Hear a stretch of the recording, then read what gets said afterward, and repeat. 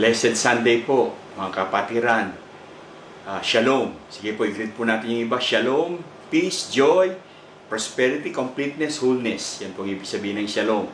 Be a disciple of Jesus Christ. Maging follower tayo ni Jesus Christ. Sumunod tayo sa Kanya. Maging follower tayo ng Kanyang character. At make disciples. Yan po ang utos ng Panginoon. Tayo muna. Tapos, yung iba, tuturuan natin sila. Maggawa tayo ng mga disipulo, tagasunod ni Jesus.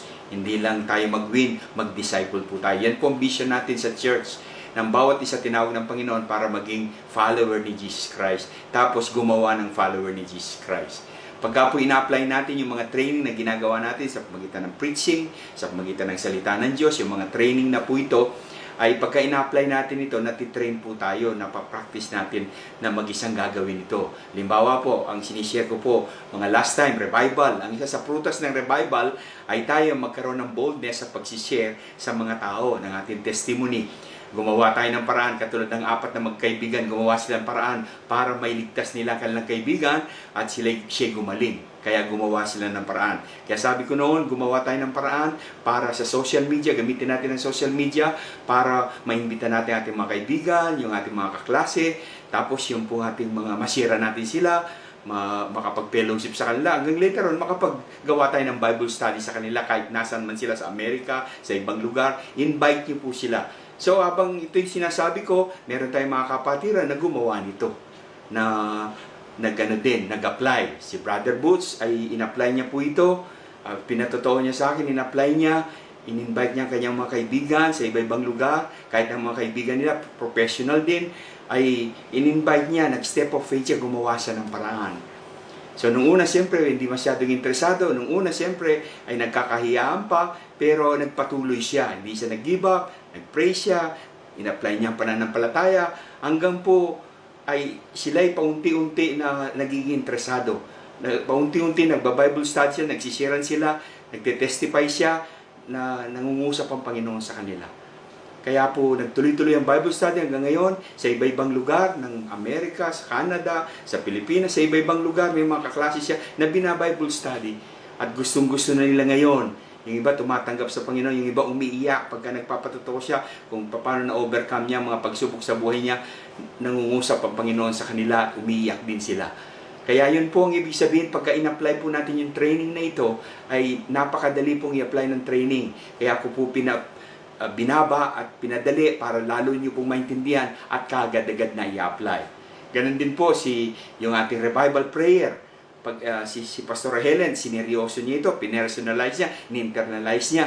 Inaamin niya, Pastor, sabi niya, layo ko pa, ang dami ko pang gagawin. So habang ini-internalize niya ito, ina-apply niya, na-deliver siya, na-set free siya, na-inner heal siya sa kanyang soul. Tapos, patuloy niyang ginagawa ito hanggang sabi niya, Pastor, pagka pala in-internalize mo, pinersonalize mo, mangyayari pala sa iyo. Nakaranas siya ng personal revival. Anong naranasan niya sa personal revival? Inner healing. Tapos yung pong deliverance. Tapos napuspos siya ng banal na spirito. Tapos po hindi lang po yun, gumaling siya physically. Meron siyang inborn scoliosis. Pinadodoktor siya. Ito'y ayon sa kanyang patotoo. Pinadodoktor siya na matagal, hindi gumaling. Tapos na-Christian siya, na-born again siya. Pinagpipray siya palagi ng healing, hindi gumagaling. Sumunod po siya sa healing, sa prayer natin ng healing. Sumunod siya dun sa pinapaalis niya yung mga sakit. Nililehan siya palagi ng asawa niya. At saka siya, gumaling po siya dun sa inborn na scoliosis niya. Pati ang kanyang asawa may sakit na inborn din, gumaling din. So ito pong ibig sabihin ng revival, pag ina-apply natin ang salita ng Diyos, mangyayari din sa atin. Kailangan maging personal, internalize, personalize, at seryosoin po natin. Glory to God. Hallelujah. Praise be the name of the Lord. Yun pong ibig sabihin ng training na ginagawa natin, yung preaching, yung training sa Bible study, yung mga school of discipleship, pre-encounter, encounter, yan po ay apply natin sa ating personal na buhay. Ayos po natin i-welcome ang bawat isa. Meron po tayong live stream ngayon at tayo po ay global sa buong mundo na po. Dahil meron po tayo dito sa Vienna, welcome natin ang ating mga kapatid dito sa Baumgase Campus, sa Renberg Campus, sa House Church 1, House Church 2. Ito po ang ating Mother Church sa mga live group. Welcome po natin mga pastors, mga leaders, at mga members po. Sa ating pong outside, sa Austria po, meron po tayong Wiener Neustadt, na Great Awakening, sa Linz, Salzburg, Klagenfurt. Welcome po namin kayo sa Geneva, Lausanne, Nyon, at Olten, Switzerland. Ito po ilabas na ng Austria. At sa Italy, sa Udine, Trieste, Milan, welcome po kayo. Sa Athens, Greece, sa Tetuan, Las Rosas, Madrid, welcome po kayo. Marbella, Torremolinos, Malaga, Spain, sa Tenerife, Canary Island, welcome po sa bawat isa sa inyo. Sa Paris, France, sa Southern, Northern, at Central Visayas region sa Pilipinas. Meron po tayong Great Awakening Churches. Kaya welcome po sa bawat isa sa ating pong Sunday Worship Service. Tayo po isasamba sa Panginoon globally, ay sama-sama po tayo bilang Body of Christ na sumamba sa ating Panginoong Yesus. Patuloy po ako nagbibigay ng announcement, patuloy po tayo maging responsible sa ating sarili from day one. In-encourage ko po kayo mula sa mga pastors at mga leaders. Pangunahan po natin to, maging example po tayo. Kami po ay naging example sa inyo na pagka po tayo nag-gather, naka-mask kami, naka-face shield, tapos nagpa-practice po tayo ng social distancing, pangunahan po ng mga pastors, mga leaders, magpa-follow po yung mga members. Para po sa ating proteksyon at para proteksyon ng bawat isa at proteksyon ng church at ng buong iglesia. Yun po ang dahilan niyan. Hindi po tayo pinaparusahan ng gobyerno, hindi tayo pinapersecute. Sumunod lang po tayo kasi ito po sinabi ng mga doktor at pagka hindi po tayo nag-social distancing, ay tayo rin po ang madadamage, tayo rin po mapapahamak at ang ating pamilya. Tandaan po natin, pagka nagkaroon tayo ng virus, dadali natin yan sa bahay. Mahiwalay tayo sa pamilya natin. Mako-quarantine po tayo. Kaya maging maingat po tayo sa social distancing, sa face mask, o magsuot pa ng face shield, tapos sanitizer, tapos nagpipray po tayo. Dalawa po yan. Nagpipray ng pag-iingat ng Panginoon, pinagpipray natin yung iba, tapos responsible po tayo sa ating sarili. So next week po, meron na po tayong sa August 23, meron na po tayong balik po tayo sa Baumgase at saka sa Renbeg, pero meron pa rin pong live streaming para po sa mga kapatiran natin na may edad na, yung pong senior citizen at mga kapatiran natin na ang kanilang immune system ay mababa po, ay magstay po kayo sa bahay. Hallelujah! Glory to God! Yung giving po, pagpapatuloy po yung giving sa pagitan ng online giving, tapos po yung iba naman po ay pwede nyo dalhin sa August 23 po sa Renbeg o kaya sa Baumgase. Kaya magpa-register po tayo. Kaya tayo nagpapa-register para ma-control natin, malaman natin kung lang ang pupunta para po ma-control po natin yung bilang. Kasi noong pa man day one, pinapractice natin ang social distancing at face mask po sa church. Kaya safe po na pumunta sa church. Hallelujah! Tayo po ay magpipray. Patuloy na pag-pray po natin ang ating sarili, maging open tayo, ready na ang Diyos na kumilos sa atin, ang banal na spirito, magpakontrol tayo sa banal na spirito at maging open tayo sa Kanya. Maging mababa ang ating loob, tanggapin natin ang salita ng Diyos, i-apply natin at manampalataya tayo at magpagamit tayo sa Panginoon, gawin natin ang salita ng Diyos. Yung tumatanggap tayo ng salita ng Diyos, tapos nagbibigay din tayo sa Panginoon sa pagitan ng papuri, pag-worship sa Kanya. Habang tayo nagbibigay sa Kanya, nakafocus tayo kay Jesus, hindi sa sitwasyon natin, lumalakas tayo, tumatatag tayo, at ang Diyos bumababa siya, kumikilos siya sa ating buhay para tayo ay puspusin niya ng Kanyang kapangyarihan. Thank you, Father. Lumalapit kami sa iyong harapan sa pangalan ni Jesus at sa kapangyarihan ng banal na Espiritu. Enlighten us. Patuloy mo kaming magkaroon ng revelation, understanding. Holy Spirit, binibigay namin ang aming sarili sa iyo, ang lahat ng aming sarili, Espiritu, kaluluwa, katawan, nagpapasakop kami sa iyo at patuloy na kinoconsecrate namin ang aming sarili sa iyo. Ikaw patuloy na bumaba, ikaw ang magbigay sa amin ng patuloy na understanding, kumilos ka po sa aming buhay at patuloy ka namin makilala para may pakilala ka sa iba. Patuloy ka namin maranasan, makilala para patuloy ka namin sambahin sa Espiritu at katotohanan. We love you, Lord. Thank you, Father. In Jesus' name, Amen. Ngayon po magpo-post po tayo, mag-comment po kayo, mag-pray po tayo, sama-sama tayo mag-pray. Anong pag-pray natin? Psalm 91, protection ng bawat isa. Protection ng ating pamilya, kung saan man sila naroon, covering ng blood of Jesus. Tapos yung Psalm 91, na walang anumang virus, walang anumang mga sakit, karamdaman, ang lumapit sa atin, at ang protektahan tayo ng Panginoon, padala niya mga anghel para protektahan po tayo. Sige po, mag-pray po tayo through sa comment po ninyo. Yes, God, patuloy kami nagpipray. Merong kapangyarihan pagka kami nagpipray. Nagkakaisa magpipray. Ano man pinag-agreean namin, pinagkaisa namin dito sa lupa para sa isang bagay, ay mangyayari ang masalangit. Yung pong pangako mo. Kaya pinagkakaisa namin na protektahan mo ang bawat isa at ang aming pamilya. Koberan mo kami ng iyong banal mong dugo. Ipadala mo ang iyong mga anghel para bantayan kami, ang aming pamilya, saan man sila naroon, ang buong iglesia, para protektahan mo kami, para samahan mo kami, hindi mo kami iwan, hindi mo kami pababayaan.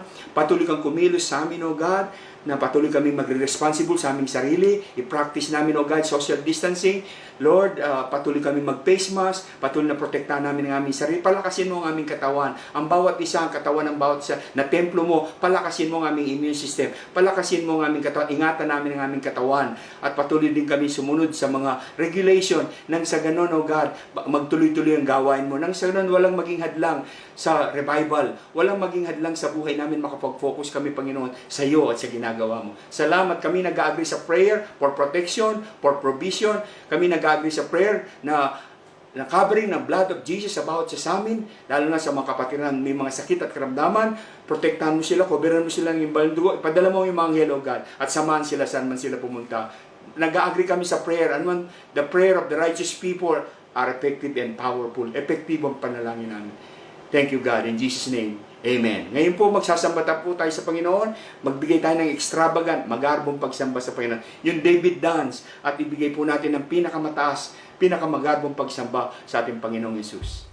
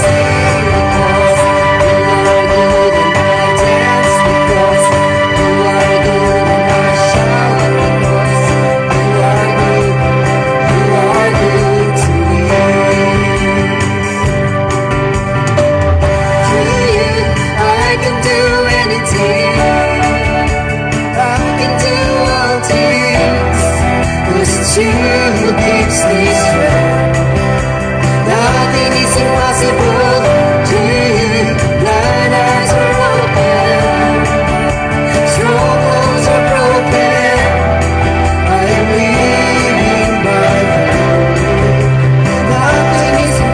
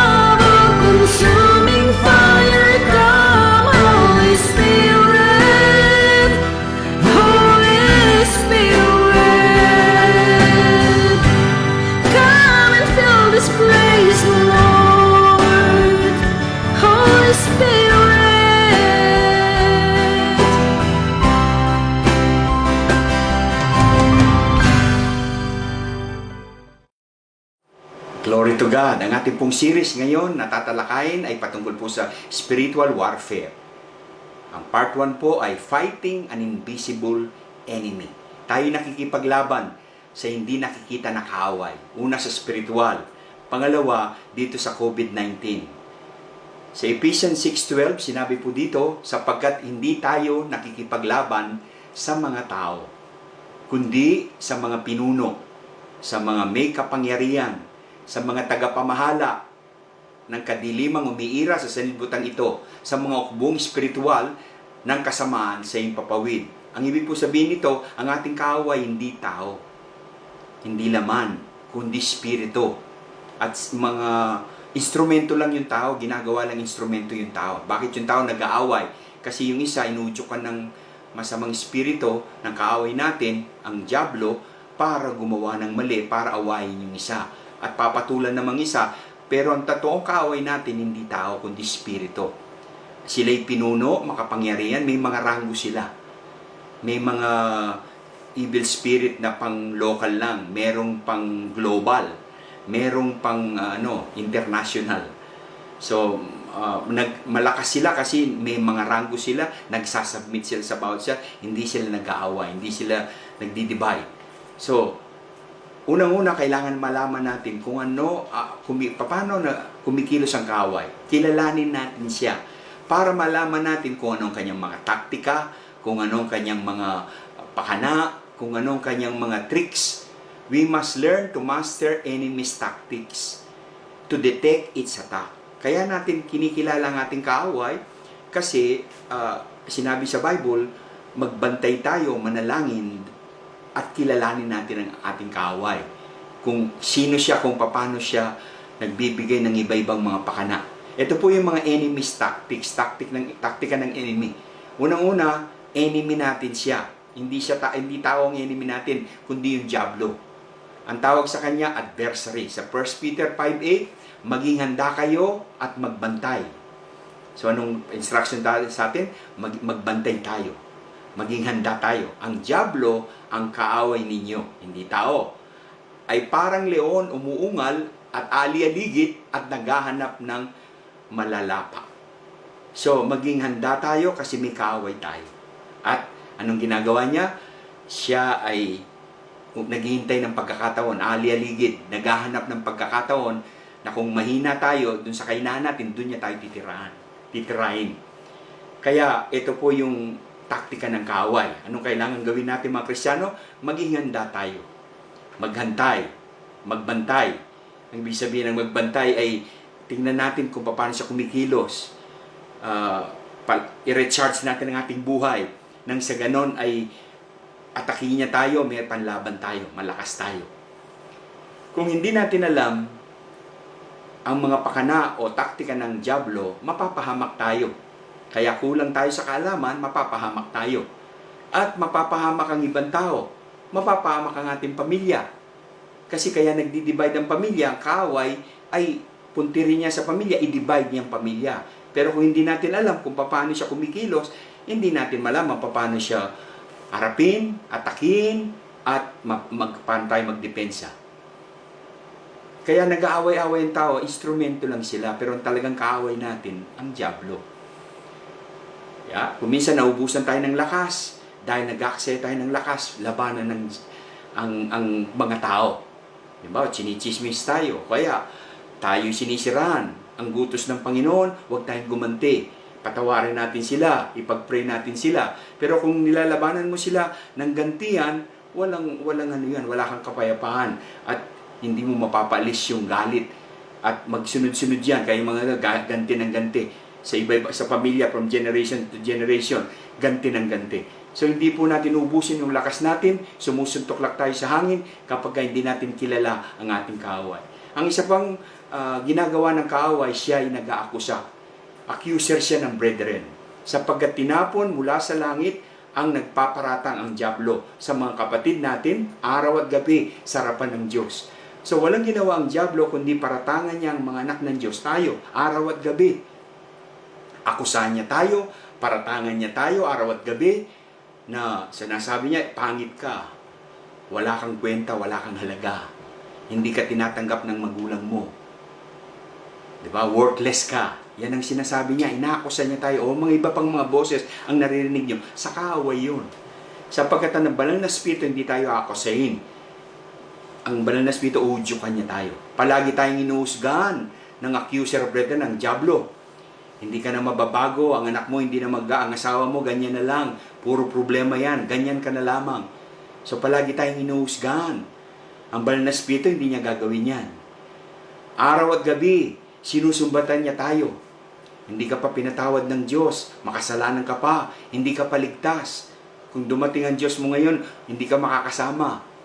Yan po ang paratang niya sa atin, araw at gabi. Kaya ganun po siya, nag-overtime siya. Kasi malapit nang dumating ang Panginoon, malapit nang siya'y tatapon sa lawa ng dagat-dagatang apoy. Kaya nag-overtime na siya ngayon para malinlang niya tayo. At ang mga Kristiyano ay hindi tayo malinlang kung alam natin yung kanyang boses.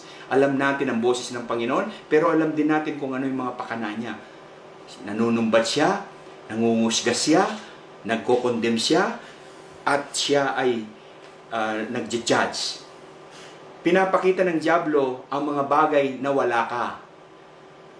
Nang sa ganun, hindi mo makita yung mga pagpapala mo. Kasi pagka nakita mo yung mga pagpapala mo, ay pupurihin mo ang Panginoon, pasasalamatan mo siya, malalapit ka sa Diyos, malalayo ka sa diablo. Ayaw ng diablo yun. Kaya ipapakita niya yung mga kapintasan mo, yung mga kainaan mo. Hindi niya ipapakita yung mga strength mo. Hindi niya ipapakita. Kaya anong kailangan natin gawin? Kailangan meron tayong unang-una, alalahanin natin palagi yung mga ginawa ng Diyos. Huwag natin kalimutan. Palaging alalahanin mo yun, hindi ka mawawala at mag-focus ka kay Jesus. Sapagkat ang banal na spirito, hindi kay judge. Kukonbiktahan ka niya, udyukan ka niya para pumunta ka kay Jesus. Kukonbinsin ka niya na kailangan mo si Jesus. Kailangan mo ang kapatawaran ni Jesus. So, hindi lang ang diablo na siya ay accuser, hindi lang siya kaaway natin, kundi siya ay mapanlinlang, deceiver siya. Nililinlang niya tayo, nililinlang niyang tao. So siyang naglilinlang, 2 Corinthians 4:4, hindi sila sumasampalataya sapagkat ang kanilang isip ay binulag ng Diyos ng kasamaan sa daigdig na ito. Yung Diyos diyan, yung Diyos-Diyosan, maliit na di. Ang ibig sabihin ng diablo, ay binubulag niya ang isip ng tao para hindi niya makita ang liwanag ng magandang balita tungkol sa kaluwalhatian ni Kristo na siyang larawan ng Diyos. So kaya tayo noon, mahirap tayong sharean, bulag tayo, hindi natin naintindihan, pinagtatawanan natin yung nagbabahagi sa atin. Tapos yung tayo ay pagka sinisharean tayo, nagtataka tayo na bakit ganyan ka, bakit hindi mo maunawa ng lahat, hindi mo maintindihan. Bakit? Kasi ang diablo, binubulag niya ang ating kaisipan para hindi natin makita ang kaluwalhatian ng Diyos. Pero sa tulong ng Diyos, sa biyaya ng Diyos, naligtas tayo. Amen? Glory to God. Dati bulag tayo, binulag tayo, pero ngayon nakakakita tayo, nagbigay ng liwanag ang Diyos. So, ganun din ang taktika pa rin ng kaaway. Binubulag niya ang tao, ang isip ng tao. Kaya yung mga pamilya natin, yung sinisira natin, yung mga mahal natin sa buhay, yung mga kaibigan natin, pagka sisira natin sila, palisin natin yung pandadaya ng kaaway. I-share natin ang Word of God kasi siya nagbibigay. Tapos palayasin natin yung spirito ng blindness. Tapos sabihin natin, Panginoon, maawa ka sa Kanya. Iligtas mo siya. Namatay ka, nagpakahirap ka sa Kanya. Pero sa pangalan ni Jesus, coveran mo ko ng iyong banal na dugo, pinapalis ko lahat ng spiritual blindness sa Kanya. Lahat ng mga excuses niya, lahat ng mga katuwiran niya, yung wala siyang interest sa iyo, wala siyang pagnanasa sa iyo, interest sa iyo, wala siyang passion sa iyo, kaya mawala yung pagkabulag niya. So yun po, ganun po mag-pray sa mga kasi siyang nagbubulag sa atin. Pagka yung tao, marami siyang excuses, sinisiran mo siya, nangangatwiran siya, ang ibig sabihin binubulag siya ng kaaway. Ang atake natin hindi yung tao, yung kaaway. Pinagpipray natin na palayasin natin ang kaaway, yung spiritual blindness, at tingin natin ang awa ng Diyos at ang liwanag ng Diyos, at ibahagi natin ang salita ng Diyos dahil makapangyarihan ng salita ng Diyos. So siya'y magnanakaw. The devil, ang diablo ay thief, magnanakaw. Sa John 10:10, dumating ang magnanakaw para lamang magnakaw, pumatay at manira. So yan po, naparito siya para magnakaw. Anong nanakawin ng diablo? ang ating pananampalataya, ang ating relasyon sa Diyos. Nanakawin niya sa pagitan, tutuksoyin niya tayo, sa pagitan ng gagawa siya ng kaparaanan para ma-discourage tayo, ma-frustrate tayo, ma-offend tayo. Ninanakaw niya yung kaligayahan ng Panginoon sa ating buhay, napuprostrate tayo sa tao, na nadidisappoint tayo, na-offend tayo, nananakaw yung kaligayahan, kapayapaan natin sa Panginoon. Siya ang pumapatay ng kagutuman, kauhawan sa Panginoon. Siya ang pumapatay ng relationship sa pagitan ng galit ng mag-asawa, yung relationship ng pamilya, siyang gumugulo. Siyang naninira sa pamilya, sa mag-asawa. Yeah? Siya yung nagre-reject, siya yung espiritu niya magnanakaw. Ninanakaw niya yung magandang bagay na ginagawa ng Panginoon. Nag-aakusa siya, tapos siya ay nagko-condemn siya. So, murderer din ang kahawan, ang diablo. Nakita nyo, puro mga negative. Yan ay gawa ni Satanas, gawa ng diablo yan. Ugali niya yan. Kaya ang gayahin nating ugali ang Panginoong Yesus. Yung mga yan, huwag tayong magpagamit sa kaaway. Maganda rin alam natin yung karakter ng kaaway. Nang sa ganun, huwag tayong magpagamit ng ganun. Huwag tayong mag-reject ng tao. Huwag natin i-discriminate yung tao. Huwag na tayong manlinlang. Huwag tayong magsinungaling. Kasi yan ang karakter ng kaaway. Murderer siya. Sa Mark 5:5, merong isang tao na possess siya. Inalian siya ng masamang espiritu. Araw at gabi, nagsisigaw siya sa mga libingan, sa kahirapan at sa inaalian siya ng masamang espiritu. Sinusugatan din niya ng matalas na bato ang kanyang sarili. Sinasaktan niya ang kanyang sarili. Bakit? Kasi ang espiritu, ang diablo ay murderer. Sa kanya pinagmumula ng galit, ng sumpa, lahat ng mga sinasaktan ng sarili, sinasaktan ng iba. Sa John 8:44, simula pa lamang ay mamamatay tao na siya. Sa simula pa lamang. So ang diablo mamamatay tao siya, siya'y pumapatay din ng hindi lang spiritual, kundi yung physical. Kaya huwag tayong mananakit ng tao sa physical. Nananakit siya sa physical, siya nagkukos minsan ng sakit karamdaman, ginugulo niya mag-asawa, di ba? Kaya nagdi-divorce ang mag-asawa, hindi magkasundo. Ang casualty kasi alam niya, mga anak. Kaya ang punteriya ng kaaway, pamilya, guluhin ang pamilya. Kaya bantayan niyo siya mga mag-asawa. Bantayan niyo siya sa pamilya kasi gusto niya na manggulo. Kasi ang casualty mga anak. Pray for family, for protection, for the blood of Jesus, and for the angel to protect us, and for Psalm 91. Ano pa siya? Hinderer. Si Jesus ay gagawin niya yung pinagagawa ng Ama. Magpapakahirap siya para pasanan niya ang krus.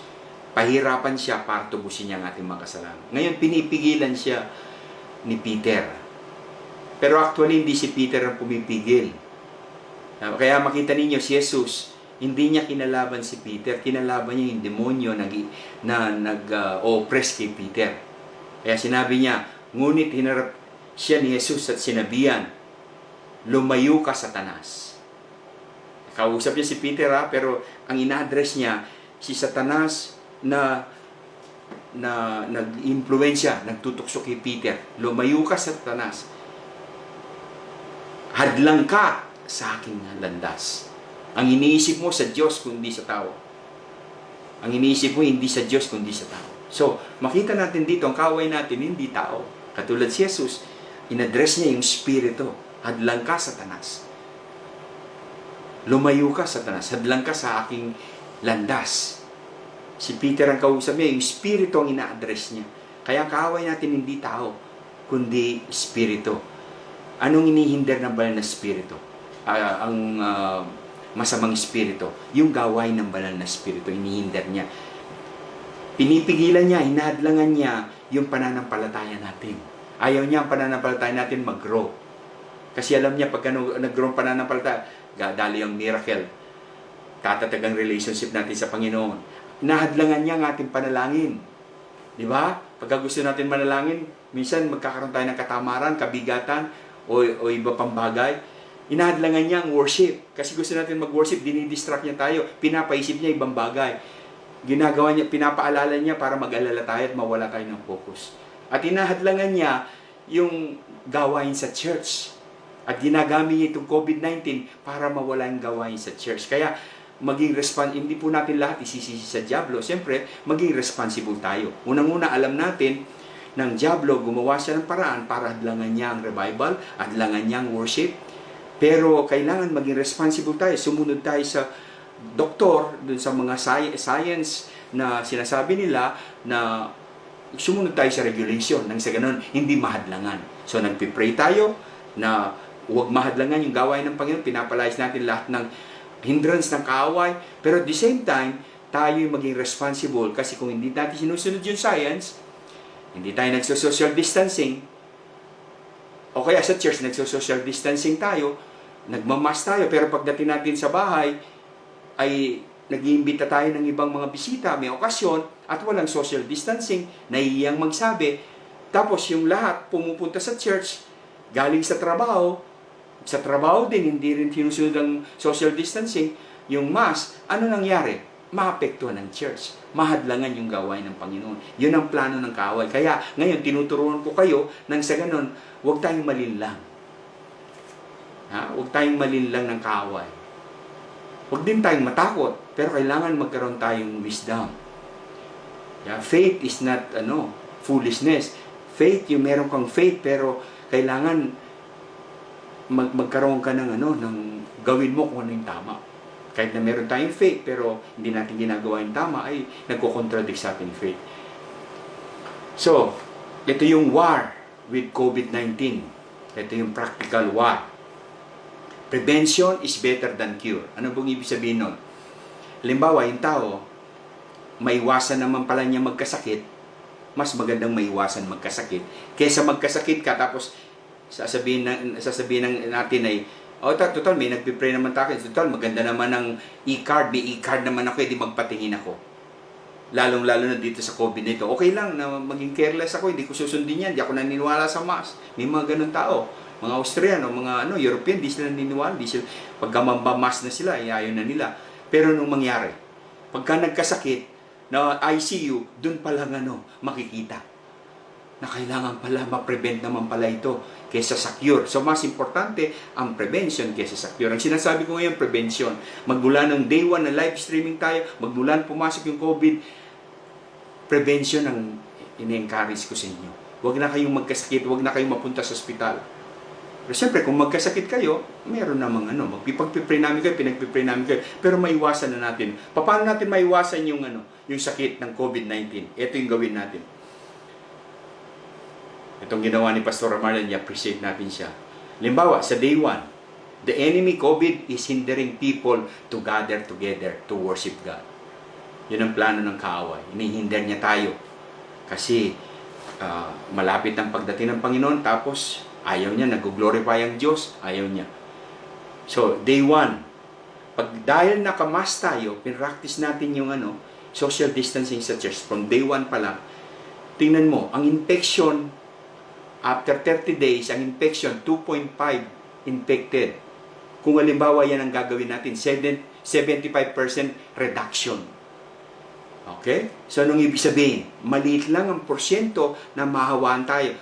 Kung mayroong tayong mask, tapos mayroon pa tayong social distancing, maliit ang porsyento na tayo'y magkaroon ng sakit at karamdaman. Sa church man ito, sa bahay man natin, sa pupuntahan man natin na okasyon, kung nagpe-face mask tayo, naka-face shield tayo, kaya naka-social distancing, maliit ang porsyento na mahawaan tayo. Granting na meron taong pupunta dyan na merong COVID. Kaya nga nakamask siya, nakamask ka rin. Pero ito yung nangyayari. Sometimes people participate with the enemy without knowing it. Anong ginagawa? Nahiyang magsabi na social distancing. Nahiyang magsabi mag-face mask. Dahil sa hiyas, dahil sa takot, dahil nahihiya, ano nangyari? Malaki ang porsyento, magkakaroon ng malaking porsyento ng infections. Bakit? Kasi walang social distancing, walang face mask, malaki, maraming ma-infect. So from day 1 to day 30, 406 ang pwedeng ma-infect ng virus. So sana po makita niyo po ito na napakahalaga nito. Ano pong gusto ninyo? Yung less, ma-infect tayo at ang ating pamilya, o yung more na ma-infect tayo at magpabaya tayo, hindi tayo siya mag-social distancing. Anong ginawa natin sa church? Nagso-social distancing tayo, nakita nyo, di ba? Pero ang ginagawa sa church lamang, pero pagdating sa bahay, pagdating sa okasyon, hindi na ito pinapractice. Nakakalimutan na o kaya nahihiya. O kaya, hindi, siyempre, okasyon yon, nagpapapicture, naka-face mask, hindi nga naman maayos. Pero anong gusto natin? COVID? ICU? O madala tayo sa ano? O hindi bali nang wag mo munang magpa-picture o wag muna tayong mag-celebrate ng ganito. Bawasan muna natin. Anong kailangan? Maintain social distancing. Maintain at least 1 meter, 3 feet distance.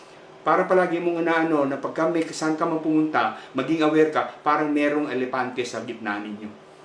Pagka mamimili ka, pagka pupunta ka sa uban, pagka pupunta ka sa anumang okasyon, pupunta ka sa church, kung anong pinapractice natin sa church, i-practice natin sa bahay. Kung anong ginagawa natin sa church, gawin natin sa bahay. Di ba palagi ko po sinasabi yun? Ang worship service hindi natatapos dito. Kung anong ginawa natin dito, mag-worship tayo sa magpuri. Pero hindi lang po yun. Kung anong social distancing ang ginawa natin, kung ano ang disinfection, pag bago kayo pumunta sa church, yung meron pang measure ng temperature, gawin din natin sa bahay natin. Yung social distancing at least, yung face mask. Pagka pupunta tayo sa okasyon, wag muna tayong, siyempre pagka pupunta ka sa bahay, may birthday celebration, hindi ka naman pwede mag-imbita ng 4 lang. Eh, ang bahay natin, siyempre mga 50 square meter, 5 lang ang pwede. O kasama ng pamilya. Ang pamilya limbawa ay 4. O hindi. Sa mga birthday yan, marami. Kaya mapapahamak kayo, responsibilidad namin kung hindi namin kayo tuturuan, at kung merong na COVID-19, ititrace pa namin, tatawagan pa namin kung sinong na-infect. Kasi responsible kami, hindi kami makatulog. Palagi kami nasa telephone, busy kami. Yan po, di ba, tinuruan tayo, ini-educate tayo. Di ba, pagka pupunta tayo sa mga department store, tandaan po natin, war ito against COVID-19, paano natin mapagtagumpay ito? Hindi tayo ma-infect at ang ating family, at ang church, at ang ibang tao. Prevention, tinan mo, may social distancing, di ba? May mga marka ng ganyan. May mga distansya, social distancing, tapos may face mask. Tingnan nyo dito, binalik nila yung face mask. Dati nawala na yung face mask, pero ngayon binalik nila. Kaya lang, pagka binabalik na yung normal, ay na-take for granted na naman. Kaya binabalik ulit. Di ba sa Pilipinas, yung ECQ, tapos ngayon binalik na naman, tapos ang Manila, dami pa rin na-infect. Bakit? Kasi tinitake for granted. Ina-underestimate. Mga kapatid, lalong-lalo mga pastors, mga leaders, huwag natin itong i-underestimate. Tayo'y maging halimbawa at mga kapatiran, huwag po kayong ma-offend pagka sinabihan kayo ng leader o ng sino pang magsabi sa inyo. Huwag kayong ma-offend. Para ito sa inyo, para sa atin, para sa buong pamilya. Kasi isa lang ang ma-infect. Hindi pa nyo kasi naranasan, hindi pa nyo kasi nakikita, pero isa lang ang ma-infect dito. Pupunta tayo sa ating pamilya,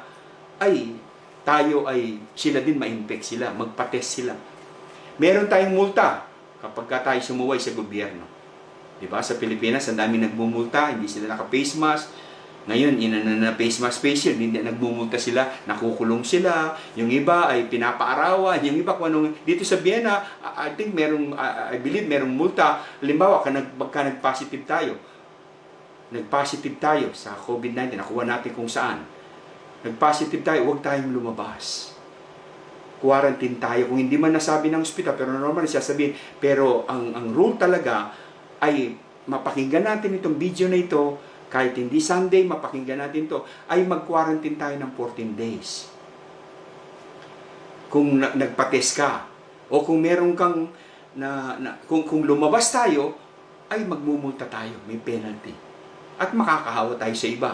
Biro mo, kung ikaw ay lumabas, nahawaan mo isa lang sa pamilya, nahawaan niya yung pamilya, napunta ka, nag-birthday ka, nahawaan niya rin yun, nagkahawa-hawa na. Kaya mag-stay ka sa bahay. Kaya importante na naka-mask, naka-social distancing.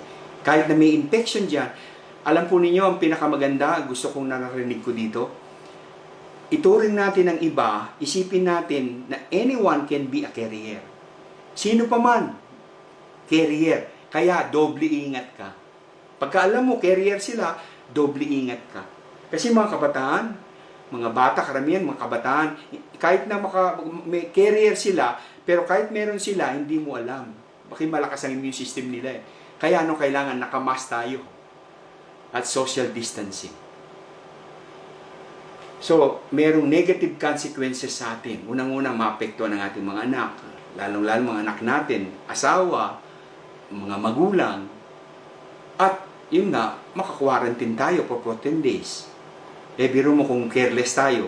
Kung nag-quarantine ka, siyempre mababalam ka sa trabaho mo. Baka mawalan ng trabaho. Kaya, ang church naman, ay tingnan nyo. Pagka nakuha natin kung saan-saan, tapos nadala natin sa church, at hindi tayo nagpa-practice ng face mask saka social distancing, mahawa din ang church, magsara din tayo, mahinder yung gawain ng Panginoon. Ito, 2 weeks, nagsara tayo, sinara natin. Nag-live streaming tayo.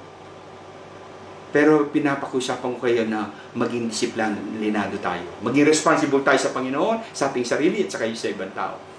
Yung iba na hindi naniniwala dito, tinitake for granted dito, tingnan mo, napakalaki ng death rate nila. Sa Brazil, almost 2 million na, more or less 2 million na infect, 100,000 ang namatay. Napakalaki ng bakit? Ina-underestimate ito. So, punta tayo dito po sa what is the meaning of social distancing? What does it mean? Prevention is better than cure. Avoid group gatherings. Yun po ang red light. Avoid natin group gatherings. Kaya tingnan mo, nililimitan nila ang gatherings. Bakit? Bakit ang Baumgase at Renbeg, ito lang ang pwedeng pumunta? Kasi para merong social distancing, may 1 meter apart. Kaya tingnan nyo yung mga silya. Kaya binigyan namin kayo ng example, pinapractice ito sa church. Pero ang mahirap, sa church lang ginagawa. Paglabas na at pagdating sa bahay at pagpunta natin sa mga okasyon, kaya sabi, avoid group gathering. Lalong-lalo na pagkapupuntahan mo, siyempre bahay yan, ilan lang ang pwedeng magkasa sa bahay. Kung ipapractice ang social distancing. Avoid sleepovers, play dates, concert. Yun po yan. Red light yan. Use caution. Maging maingat po tayo. Pagka nagbibisita tayo ng restaurant, grocery store, siyempre, church services. Yan, mag-ingat po tayo. Kaya, pinapractice po natin yan sa church. Hindi po kami nagkulang. Masasabi po natin, hindi kami nagkulang sa start pa lang, meron ng ilan bilan lang ang pwede pumunta. Mag-register kayo. Mga kapatiran natin masisipag sila, nagte-thermometer sila, may alcohol, di ba? Kaya lang hindi natin nakaugalian pagdating sa bahay, pagdating natin sa ibang lugar. At ang mga leaders ay pangunahan natin to, mga pastors, mga leaders. Saan man kayong Great Awakening Church, saan man ka mga live group leader, i-practice din natin ito. Huwag kayong mahiya, binibigyan ko kayo ng karapatan na magsalita ng maayos, pakiusapan ng mga kapatiran, kapag kayo nag-gather, anumang okasyon ng gathering, tumayo kayo bilang leader. Mga kapatiran, sa mga members, sumunod po tayo. Para naman ito sa inyo. Huwag na po tayong maka-experience pa ng mga another experience, na negative experience, sakit at karamdaman, ma-COVID tayo hanggang matuto tayo. Huwag po. Matuto na tayo sa sinasabi ko. Sumunod na tayo. Safe to do, to walk, yard work, cook a meal. Yung lockdown. Mag-stay muna tayo sa bahay. Kung lalo na may sakit ka, may mababa yung system mo, mag-stay ka sa bahay. Huwag kang pag-gala-gala din. Lalo na sa mga mahirap na lugar. Pwedeng sa labas, magpa-presilog, okay lang. Pero sa ibang lugar, lalong-lalo na ay madali kang kapitan ng sakit. So sa church, nakita po ninyo ito. From day 1, pinapractice natin ito. At ina-emphasize po natin sa live streaming, sa lahat ng preaching. At ngayon, gumawa pa po ako ng 3 series para lalong ma-emphasize ito. Kasi hindi lang po namin nililid ang church sa spiritual, sa growth, sa discipleship, sa training, kundi kahit na sa practical, sa finances, sa practical, nililid po ang church sa mga bagay nito, lalo na paano magpastor sa time ng COVID na ito. Marami po nagsasara ang church, maraming nahawahan dahil ang mga members di sumusunod. Pero ngayon po, pinapakiusapan ko po kayo. Nagpiplead ako sa inyo na huwag po tayong i-underestimate ito. Okay? So sabi dito, avoid unnecessary use of public transport sa mga hindi nagtatrabaho. If possible, going to church is valid. Okay? Protect yourself and your loved ones from COVID-19. Wash your hands regularly with soap and water. kahit po kayo ay nagbilang ng pera, nagbayad kayo, mag-wash kayo ng hands. Okay? Dahil yung pera, meron pong in-interview, nakirinig ko, in-interview siya, inalam nung na COVID siya, inalam, maingat itong tao na ito. Sabi, ba't ka na COVID? Sabi niya, ewan ko, sabi, maingat naman ako, nagugas ako na naman kamay, tapos ako naman nagmamas, tapos ako naman hindi palaging pupunta sa mga mataong lugar, ba't ka nagka-COVID? Natanong siya, pagkabay kayo nag-ano ng pera, nagbabayad, nag-ano ka ba, sanitizer ka ba? Hindi, sabi niya. So I believe doon niya nakuha sa pera. So ano man ang hawakan mo, palaging nagbuhugas ka ng kamay, sanitizer. Cover your mouth and nose while sneezing or coughing. Merong sa akin nangyari dito namamalengke ako nung kasagsagan ng COVID. Naka-face mask naman ako, naka-face mask ang lahat. Di ba pag dito, pag nag-gatsing ka, sasabihin nila kagad, Gesundheit. Di ba? Gesundheit, sabi nila. Pero nung nag-gatsing ako, naka-mask ako, naglayuan yung mga tao. Hindi na lang sila dumaan doon sa akin dinadaanan. Bakit? Kasi protektahan nila ang kanilang sarili. Hindi ko naman mapigilan yung aking pag-gatsing. Cover your mouth and your nose while sneezing and coughing. Hello? Avoid close contact with anyone who has cold or flu-like symptoms. Naku, nakikita po namin. Pinapanood namin kuminsan mga naka-record pa kuminsan. Nagahag pa kayo. Nagkikis pa kayo. Nagbebeso-beso. Naku, huwag niyo pong gawin yan. Pinapahamak niyo ang iba at ang iyong sarili at ang inyong pamilya at ang pamilya ng iba. Lalong-lalo na kung leader kayo, lalong-lalo na kung worship team kayo. Later on, hindi kayo pwedeng mag-absent sa church, hindi kayo pwedeng hindi magturo. Avoid close contact. Please, ibahin na po natin. Nakikita po namin yung iba sumusunod, pero yung iba hindi sumusunod. Kaya please, sumunod ang lahat. If you have fever, cough, and breathing difficulty, magpatingin tayo sa doktor. Tumawag tayo sa ating tapos kung kailangan magpa-swab test, pero huwag kayong lalabas. Huwag kayong lalabas, huwag kayong agatin ng birthday yan, huwag kayong magpa-excuse kayo. Kung ayaw nyo na kayo COVID, pero kayo na lang ang umiwas. Kayo na lang ang huwag pumunta. O kaya kung meron kayong kasama sa pamilya, tapos meron na kayong nararamdaman, yung mga kasama nyo sa bahay o pamilya ninyo, huwag nyo munang palabasin. I-postpone nyo muna sa next year, susunod na year siguro yung birthday o Kasi importante yung birthday, pero importante rin huwag kayong magkasakit. Kasi mahal namin kayo. Protect yourselves, your loved ones from COVID-19. Avoid having gathering at home.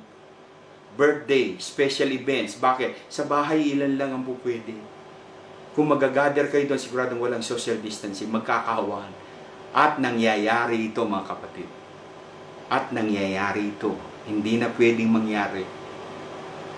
Hindi namin pinakikialaman. Pero, siyempre, dahil dito, maawain yung iba, magkasakit yung iba, maapektuhan tayo lahat. Pati ang church, pati ang mga pamilya. Kasi po tayo pamilya, malalaki tayong pamilya. Kuminsan nakakalimutan po natin ito. At paano mo sa social distancing kung nagkaroon ng birthday yan, nagkaroon ng gathering sa bahay. Kaya kami, kahit na nag-attend kami ng gathering, naka-face shield kami. Tapos yung host, kuminsan, yung birthday celebrant, ayaw niyang siyempre, pinapaalis niya yung face mask. Pero please, may magpapaalala. Nag-dedicate ako ng bata. Hindi ko siya hinawakan yung bata. Ngayon, later, magde-dedicate na naman itong August. Pero kahit pamilya ko, hindi ko sila hawakan yung bata. Bakit? Para maprotektahan sila, maprotektahan ako, maprotektahan ng pamilya. Huwag po natin in-underestimate ito. Avoid gathering at a park for an event where 1 meter social distancing and wearing mask cannot be applied also. So, kailangan palagi po kahit sa park, palagi social distancing. Wala pong beso-beso, wala pong alik na gano'n. Pinapahamak. Intindihin po natin palagi ang mga teaching na ito. Practice 1 meter social distancing, hand sanitizing, wearing. Ito na yung new normal. Palagi na lang natin itong gagawin hanggat hindi tayo magkaroon ng vaccination. Hanggat hindi tayo maging normal ang lahat, ito ng bagong normal na yun. At sa anumang sakit, mapoprotektahan tayo. Anumang sakit yan. Hindi man COVID, pero mapoprotektahan tayo pagka tayo naka-face mask. If you meet a friend or anyone, even he or she is close to you, avoid hugging, kissing, shaking hands. Still try to maintain social distancing whenever possible. Magpaalalahanan tayo, minsan nakakalimutan natin. Merong gusto sa akin, pagkasa pupunta ako sa Renbeg, merong gustong kumamay, merong gustong ay kapatid, sorry please, may mga kamag-anak akong pinuntahan, please, sorry, ganito na lang, pero actually, ano na ngayon. So palalahanan natin, huwag tayong matakot na magsalita ng mayroong tamang motibo at maayos na boses. Malumanay na magsalita. Kasi ma-offend yung tao, pero sa ngayon, naintindihan nila kasi ito yung kailangan para rin mahal ka namin, para mahal namin kayo. So, wala munang hugging, kissing, wala munang, kahit birthday mo pa, kahit na 60th birthday mo pa. Anong gusto mo, makiss ka o makubid ka o makubid yung iba? Please note that at the restaurant, they only do social distancing by table. So, it is your responsibility to protect yourselves and encourage everyone to maintain social distancing. Siyempre sa restaurant, gusto nilang kumita, dumami ang ano nila. So, kayo na lang bala na may okasyon na mag-social distancing. I'm calling all the pastors and leaders, pangungunahan natin ito. Maging example tayo. Huwag tayong pamarisan at magsalita tayo. Binibigyan ko kayo ng karapatan ng maayos na puso, maayos na salita. Pag-isipan niyo muna kung anong sasabihin ninyo at pakiusap. Magsalita kayo, maintain natin yung social distancing, sabihin niyo yung pangalan ko, yun ang ano niyo. Persecute nila ako, kung ano man sabihin nila sa akin, tatanggapin ko. Pero mahal natin sila. Gusto natin silang maprotektahan at ang kanilang pamilya at ang buong church, ang buong community. Mag-set tayo ng example. Please set an example at all times, wherever and with whom you are with. One-on-one man kayo, tatlo man kayo, saan pa man ito, pupuntahan yung okasyon, makiusap kayo. Pinapakiusap po ni Pastor Larry. Tinuturo niya po ito dahil mahal niya kayo. Mahal niya po tayo. Mahal namin kayo. Be a role model to others. Pero kayo, kailangan din gawin niyo yun.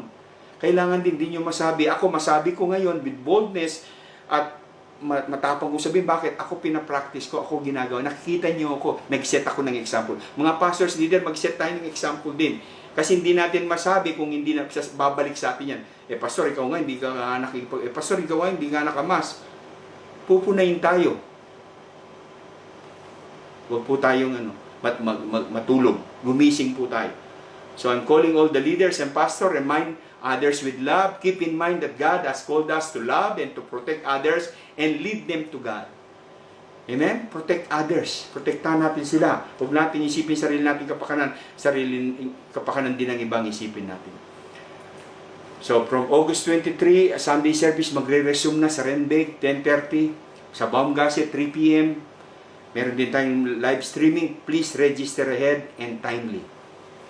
Bakit? Para ma-maintain natin social distancing. Para ilan ang pupunta, para ilan ang mga serve team na pupunta. Ilan ang pupunta para sa upuan. If you are sick or not feeling well, you do not need to come. But please stay home, rest, and watch our live streaming Sunday service. Kaya kayo, alimbawa, may sakit na kayo, mag-stay home kayo para magpahinga, magpalakas. Hindi rin kayo pupunta kung saan-saan, namamasyal, may sakit nga kayo. Pero manood tayo ng live stream para tumatag ang ating spiritual. Please wear mask when you come. Keep 1 meter social distancing and bring a hand sanitizer with you. Please make sure you allow the ushering team to take your temperature for yours and other safety. So, yun po kalaban natin, di natin nakikita. Kung nakikita natin yan, maiwasan natin yan. Kung nakikita natin yan sa hangin, maaboy na, hindi natin nakikita. Kaya huwag tayong magkapakamkante, magbantay tayo, mag-pray, at maging responsible tayo sa ating sarili at saka sa iba. Kami po yung mga pastor, nililid namin ang church, hindi lang po mga leaders kami, nililid lang ang church, hindi para lumago ang church, hindi para magkaroon na tayo ng discipleship, kundi para maprotektahan ng bawat isa. Number 2, we must partner with the Holy Spirit to destroy the enemy's tactics. Sabi po ng 1 John 4:4, sapagkat ang Espiritong Santo na nasa sa inyo ay mas makapangyarihan sa Espiritong nasa sanlibutan o sa diablo. Yung Espiritu Santo na nasa atin ay mas makapangyarihan kaysa sa diablo. Kahit ano pang taktika niya, ano pa mga kailangan lang natin malaman, pero mas makapangyarihan tayo dahil ang Espiritu Santo nasa atin nung tinanggap natin si Jesus. Nananahan siya sa atin, puspos tayo ng banal na Espiritu. Kaya mas makapangyarihan ang Espiritu na nasa atin kaysa sa Espiritu ng diablo. Anong kailangan? Sabi ng Ephesians 6:18, pray in the Spirit. Ito yung weapon natin. Isa sa weapon natin ay mag-pray tayo sa Spirit. Mag-pray tayo sa tongues. Kaya importante, mabaptize tayo ng Holy Spirit. Nang sa'yo magkaroon tayo ng gift of tongue. Kasi pagka tayo nananalangin sa tongues, anong nangyayari? Na-encourage tayo. Na-edify tayo. Pagka tayo nagpipray sa tongues, na-empower tayo. Nasasagapan tayo ng kapangyarihan. Amen? Yun pong tumatatag tayo. Nasasagapan tayo ng kapangyarihan para mapagtagumpayan natin ang lahat ng gawa ng kaaway. Pagka ako'y nagmi-minister ng deliverance, yung Espiritu nagsasalita minsan. Pagka nagtatangs ako, tinatakpan niya, ayaw ko yan. Nako-confuse siya. Bakit? Kasi ang tongues ay ayaw ng kaaway. Kaya, pinipigilan tayo mag-pray in tongues. Nagbibigay siya ng kabulagan sa atin para hindi natin matanggap ang baptism ng Holy Spirit. Kasi pagka na-empower tayo ng Holy Spirit, na-speak tayo in tongues, ma-empower tayo ng Holy Spirit, mapaglaban natin gawa ng diablo. Ma-empower tayo para mag-share ng gospel. Ma-empower tayo para sa paglilingkod sa Panginoon. When we pray in tongues, tayo ay merong kaligayahan kahit nasa oras ng pagsubok at sa suffering, may kaligayahan.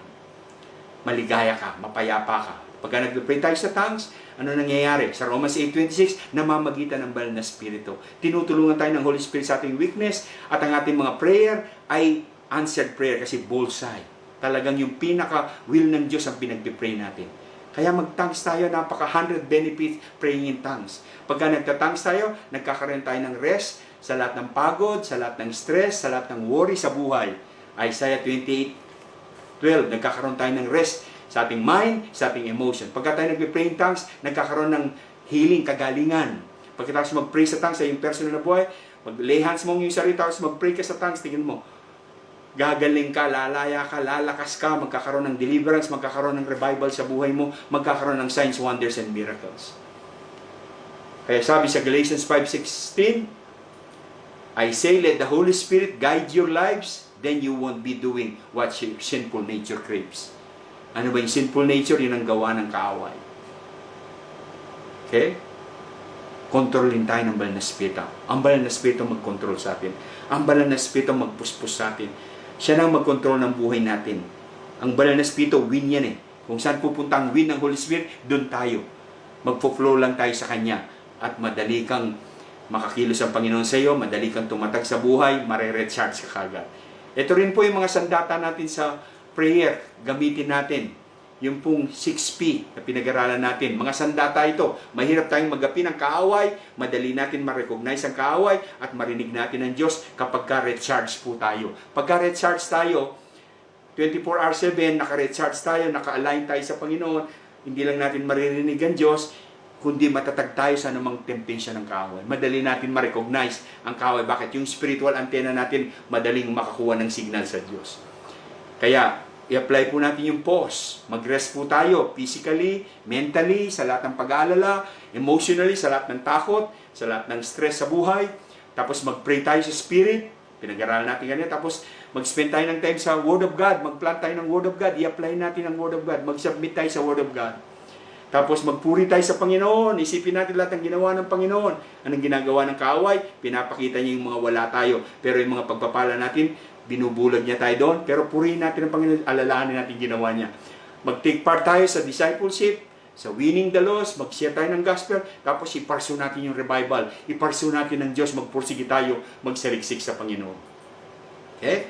So number 1, know your enemy, yung taktika niya. Number 2, ay makipag-partner tayo sa Holy Spirit. And number 3, ay gamitin natin yung defensive at saka offensive weapon natin to fight the attack of the enemy.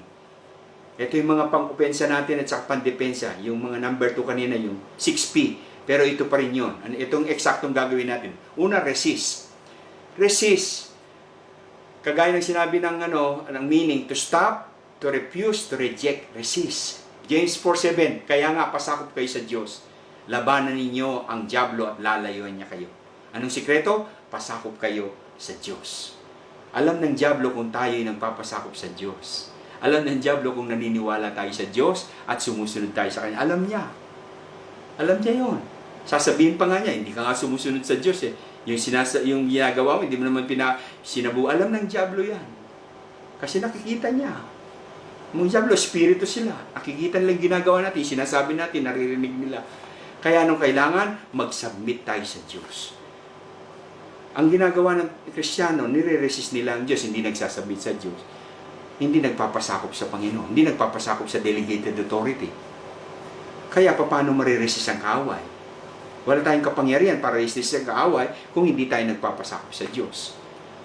Kung hindi tayo nagsasubmit sa Diyos, hindi natin mapapalayas ang dyablo. Ano mang sigaw natin, ano man papawisan tayo, hindi natin mapalayas ang kasinungalingan ng dyablo kung tayo mismo namubuhay tayo sa kasinungalingan. Kung tayo mismo nabubuhay tayo sa kasalanan, hindi natin mapapalis yung kasalanan. Kasi kailangan kontra ka sa kasalanan. Pinamumuhay mo katuwiran. Yan ang ibig sabihin no. Alam ng dyablo kung sumusunod ka, nagpapasakop ka, pinaniwalaan mo ang salita ng Diyos. Ang kapangyarihan at authority ng Diyos ay lumalakas sa iyong buhay, nagkakaroon ka, ay nakasalalay sa relasyon mo sa Diyos. Magkakaroon ka ng authority na palayasin yung kasinungalingan, yung condemnation, yung spirit ng lies, spirit ng accusation ng kaaway, kung may relasyon ka sa Panginoong Yesus. Kung may intimacy ka, kung meron kang personal na relasyon, kung nagde-devotion ka, kung in-exercise mo yung 6 na P, yung authority mo sa Diyos lumalakas, matapang ka. Bakit? May authority ka sa Panginoon kasi namumuhay ka sa tama. Ang sinasalangsangan mo mali. Kaya isang utos mo lamang, isang salita mo lang, isang prayer mo lang, lumalayas ng demonyo. Bakit? Kasi nakikita ng demonyo, nagpapasakop ka sa Diyos. Pagka nagpasakop ka sa Diyos, ang Diyos kinukuberan ka niya at hindi ka niya pwedeng atakin. Repel, to drive or force back. Keep out. Yung repel, to drive out or force back. The sword of the Spirit is our offensive weapon. Kailangan gamitin natin ang salita ng Diyos. Alam natin ang salita ng Diyos. Ginagawa natin at ginagamit natin ang salita ng Diyos. Kasi makakarinig kayo ng boses. Halimbawa, boses ng kaaway. Tinatakot ka niya. Matakot ka sa virus. Magkakaroon ka ng virus. Naku, baka tatakutin ka. Hindi ka na makatulog. Hindi na ka na mapakali. Kaya anong kailangan mo? Repel. Kailangan mo ang salita ng Diyos. Halimbawa, anong salita ng Diyos? 2 Timothy 1:7. Hindi ka binigyan ng Espiritu ng Diyos ng takot o kahinaan ng loob, kundi ng Espiritu ng kapangyarihan, pag-ibig. Kaya palayasin mo yung Espiritu na yun. Espiritu ng Diablo, lumayas ka sa akin mo. Espiritu ng takot, lumayas ka. Ayon sa 2 Timothy 1:7, ako'y binigyan ng Espiritu ng kapangyarihan, pag-ibig, at pagpipigil sa sarili. Halimbawa, narinig mo ang boses ng Diablo, mapapahamak ka, at ang iyong pamilya, papatayin ko kayo at ang iyong pamilya. Ano sasabihin mo? In the name of Jesus, sinabi ng salita ng Diyos, panlaban mo salita ng Diyos, pangkontra mo. Philippians 4:6-7, huwag akong mabalisa tungkol sa anumang bagay, sa halip, hingin ko sa Diyos ang lahat ng aking kahilingan, kailangan sa pamagitan ng panalangin na may pasalamat at ang kapayapaan ng Diyos ay mapapasakin. Lulukuban ako ng kapayapaan ni Kristo. So, imbis na mag-alala, mag-worry, manalangin. Hingin sa Diyos ang lahat ng pangangailangan ng may pasasalamat, na may pagpupuri, at magkakaroon ka ng kapayapaan. Marinig mo ang boses ng kaaway, wawasakin kita at ang iyong pamilya. Anong sabi ng 1 John 4:4? Sinabi ng Diablo, pinapalayas kita. Ang sabi ng 1 John 4:4, ang Espiritu nasa akin, mas makapangyarihan kaysa sa iyo. Mas makapangyarihan, kaya pinapalayas kita. So, ginagamit mo ang salita ng Diyos. Kaya kailangan alam mo ang salita ng Diyos, practicein mo ito, at ito'y gawin mo. Replace, put back, return, restore. Counter the lies. Ano ba yung lies? With the truth. Ano ba yung lies? Yung takot, palayasin. Yung truth, papasukin sa buhay. Isipin ko, Philippians 4:13, I can do all things through Christ who strengthens me. Ang lies, wala ka na magagawa sa problema at sakit mo. But the truth is, Isaiah 53:5, by the stripes of Jesus, I'm healed. Lies, impossible imposible na mangyari yan. The truth is, Matthew 19:26, all things are possible with God. So yan po yan. Amen. Number 1, conclusion, we must learn to master enemy's tactic to detect its attack. Kilalanin mo ang taktika ng kaaway. Alamin mo ang iyong enemy, anong ginagawa niya. Na siya ay magnanakaw, mapanlinlang, kaya hindi ko gagawin yan. Nag-aakusa, pumapatay, sumisira ng buhay, relasyon ng pamilya, tagahadlang sa plano ng Diyos. Gagawin ko yung opposite na yan. Hindi ko gagawin yan. Hindi ako magpaparticipate kasi gawa ng kaaway yan. Ang Ama ko ay ang ating Amang Diyos. Okay? Number 2, we must partner with the Holy Spirit.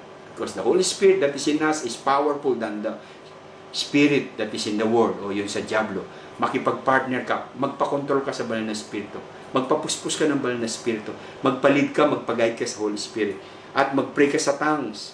Dahil pagka nag-pray ka sa tongues, na-encourage ka, lumalakas ka, tumatapang ka, nagkakaroon ka ng kapangyarihan, nagkakaroon ka ng kapahingahan, kaligayahan, in times, even in times of trials or suffering, healing, deliverance, miracle.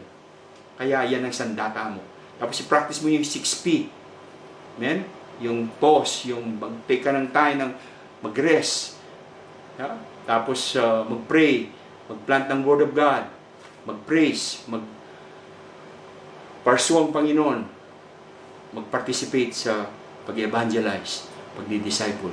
And number 3, defensive weapon natin at saka offensive weapon natin, gamitin natin para takitan lahat ng gawa ng kaaway. Anong kailangan? Resist. I-resist natin ang kaaway sa pagitan ng pagsasubmit sa Diyos. Mag-obey ka sa Panginoon.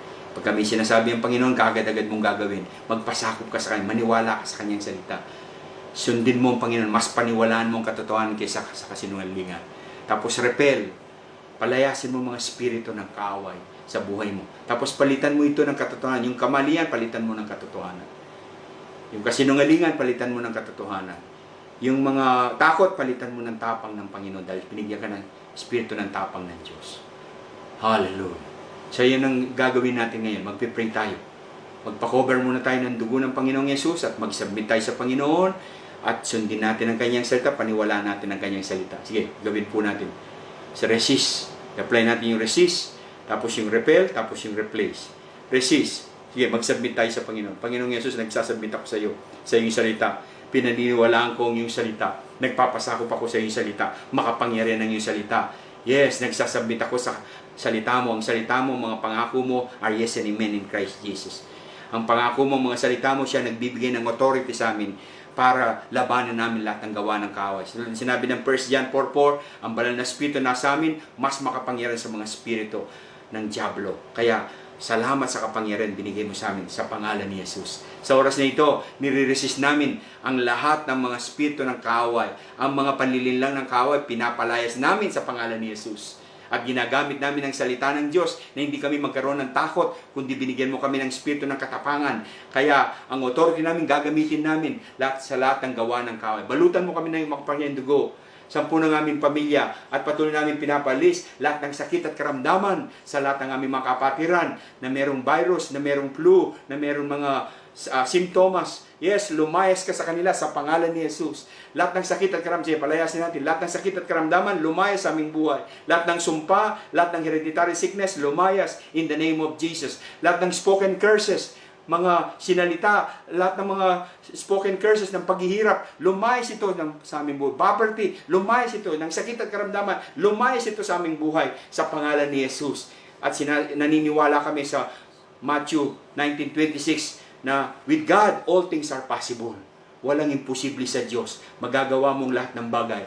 Yes, God, pinapalis namin lahat ng pag-aalala, lahat ng pag-aalinlangan, lahat ng mga negative thoughts. Yes, in the name of Jesus. At mga pagkabalisan. Yes, at sinabi mo sa Philippians 4:6-7, God, na imbis na kami mabalisa, manalangin kami at hingin namin sa iyo ang aming mga kahilingan ng panalangin nang may pasasalamat sa iyo. At lulukuban mo kami ng iyong kapayapaan. Salamat sa pangako mo. Yes, binawasak namin lahat ng gawa ng kaaway. Sige, wasakin natin. Binawasak namin lahat ng gawa at pakana ng kaaway. Yung deception ng kaaway na pagsisinungaling niya, pinapalayas namin sa pangalan ni Jesus. Yes, ang pagkabulag, binubulag niya ang tao para hindi niya makita ang katotohanan. Yes, sino mang sinisira namin ng gospel na hindi pa tumanggap sa iyo, mawala ang kanilang pagkabulag. Ang aming pamilya, Lord God, na pinagpipray namin, mawala ang spiritual blindness sa kanila. Mawala yung mga panililang ng kaaway, binawasak namin ito sa pangalan ni Jesus. Panginoon, magliwanag ka sa kanila. Yes, dalawin mo sila. Maawa ka sa kanila. Bisitahan mo sila. Ika'y nagpakahirap sa kanila. Nilikha mo sila sa sarili mong wangis. Gusto mo rin silang maligtas, lumaya. Kaya sa oras na ito, lumaya sila sa anumang kabulagan ng kaaway at magkaroon ng liwanag ng Kristo. O dalawin mo sila, ipadala mo yung anghel para mangusap ka sa kanila, magminister ka sa kanila. In the name of Jesus. Yes, God. Yes, Lord. Yes, pinapalitan namin, O God, lahat ng kasinungalingan ng kaaway. Lord, lahat ng takot, lumayas at ang katotohanan ay pumasok sa aming buhay. Lahat ng disobedience, lumayas sa aming buhay. Pero lahat ng obedience, pumasok sa aming buhay.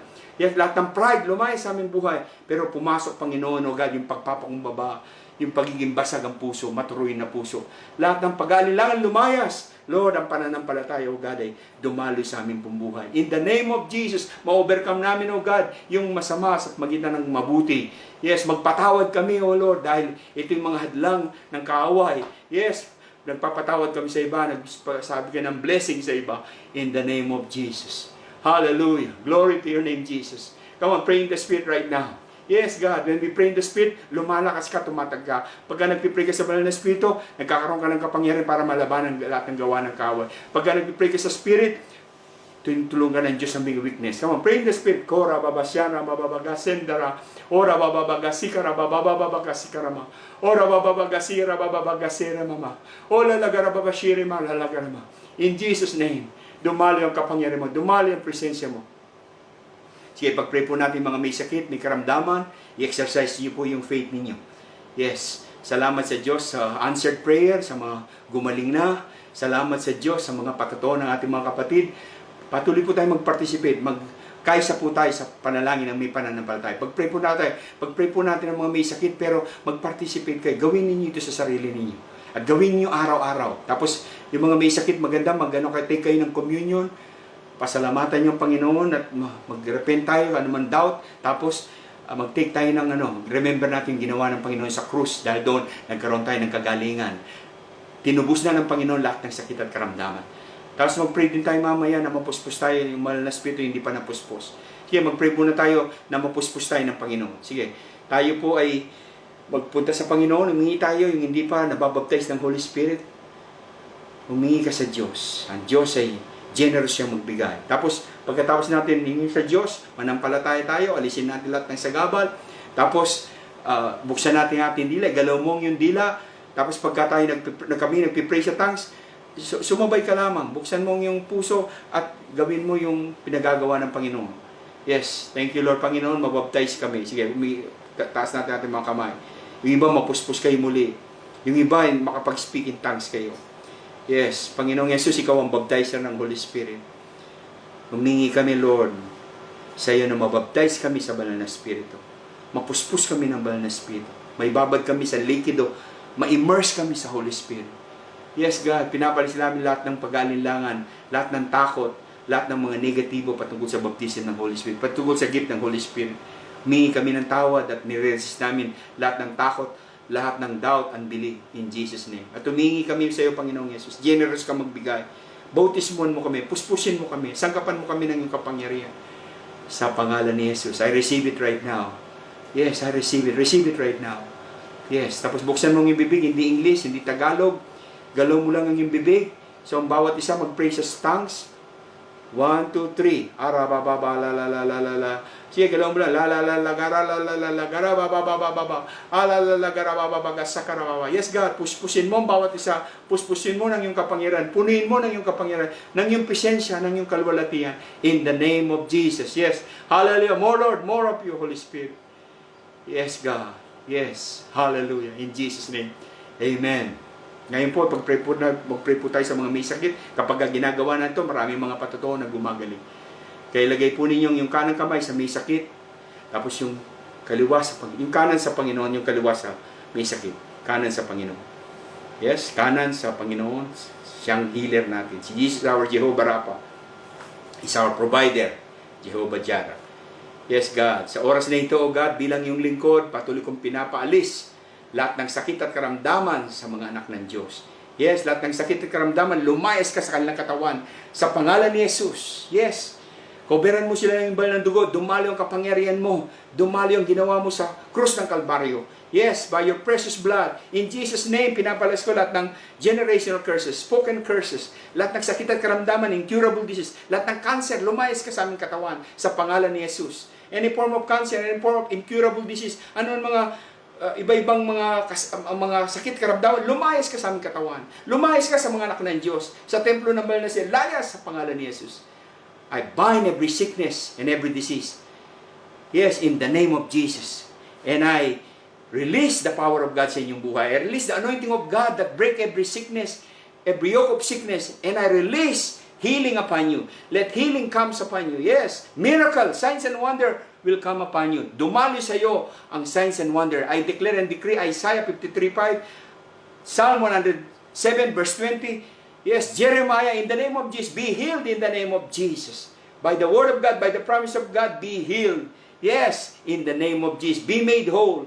In the name of Jesus, release your power right now from the top of your head to the sole of your feet. In Jesus' name. Ora babag.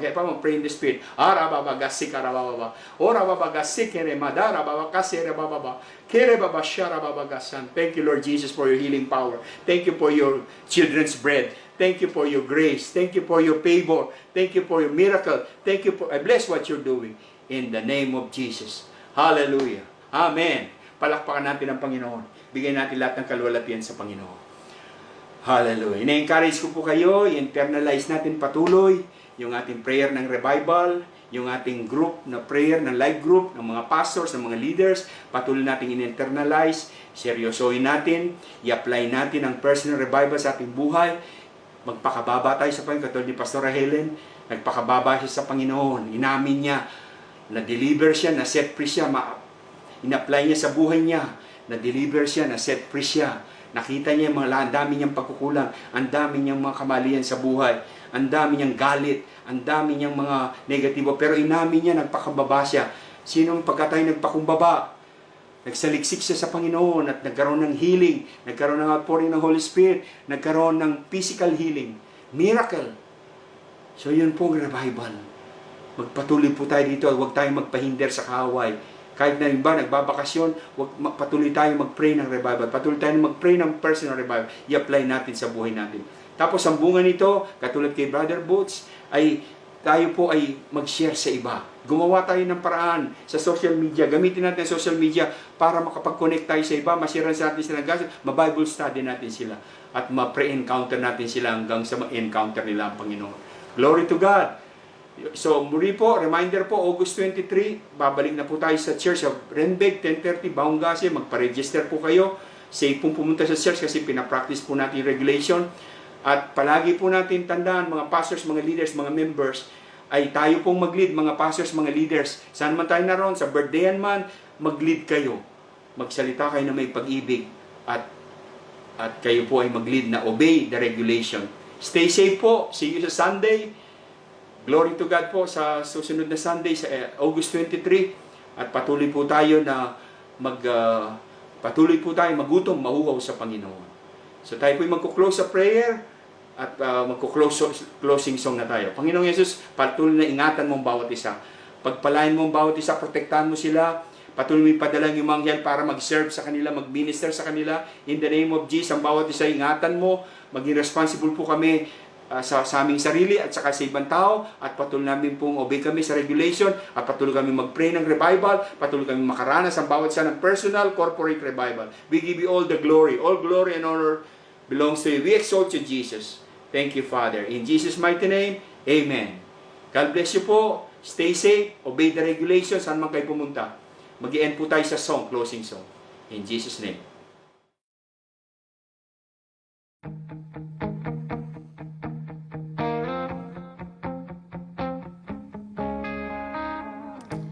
Blessed be your name in the land that is plentiful, where streams of abundance flow. Blessed be your name. Blessed be your name when I found in the desert place to walk through the wilderness. Blessed be your name. Every blessing you pour out, I'll turn back to praise. When the darkness closes in, Lord, still I will say, blessed be the name of the Lord. Blessed be your name.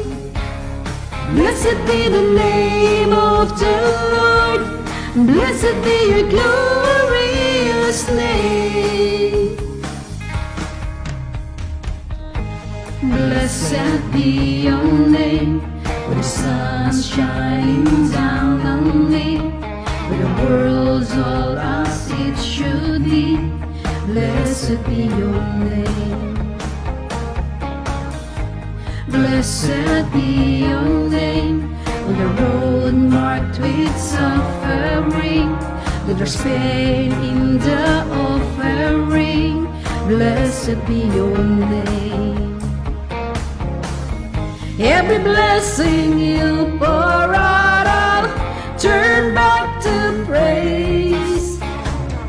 When the darkness closes in, Lord, still I will say, blessed be the name of the Lord. Blessed be your name. Blessed be the name of the Lord. Blessed be your glorious name. Blessed be the name of the Lord. Blessed be your name. Blessed be the name of the Lord. Blessed be your glorious name. You give and take away. You give and take away. My heart will choose to say, Lord, blessed be your name. You give and take away. You give and take away. My heart will choose to say, Lord, blessed be your name. You give and take away. You give and take away. My heart will choose to say, Lord, blessed be your name. Blessed be the name of the Lord. Blessed be your name. Blessed be the name of the Lord. Blessed be your glorious name. Blessed be the name of the Lord. Blessed be your name. Blessed be the name of the Lord. Blessed be your glorious name. Blessed be the name of the Lord. Blessed be your name. Blessed be the name of the Lord. Blessed be your glorious name. Blessed be the name of the Lord. Blessed be your name. Blessed be the name of the Lord. Blessed be your glorious name.